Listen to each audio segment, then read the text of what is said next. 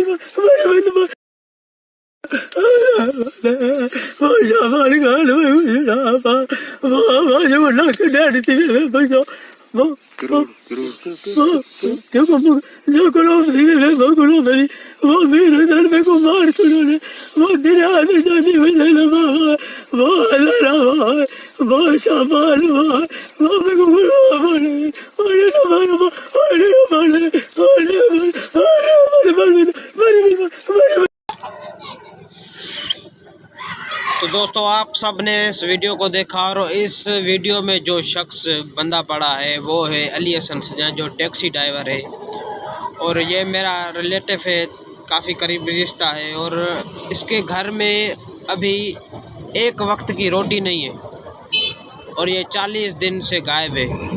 इसके डाकू उठा कर ले गए हैं कच्चे में और इसके अभी मांग रहे हैं 1 करोड़ रुपए, जो इसके घर में अभी तक एक वक्त की रोटी भी नहीं है। तो हमारी खुदारा आईजी सिंध से, डीआईजी लाड़काना से और एसएसपी शिकारपुर से दरख्वास्त है कि खुदारा इनकी मदद की जाए और इनको अपने घर में पहुंचाया जाए।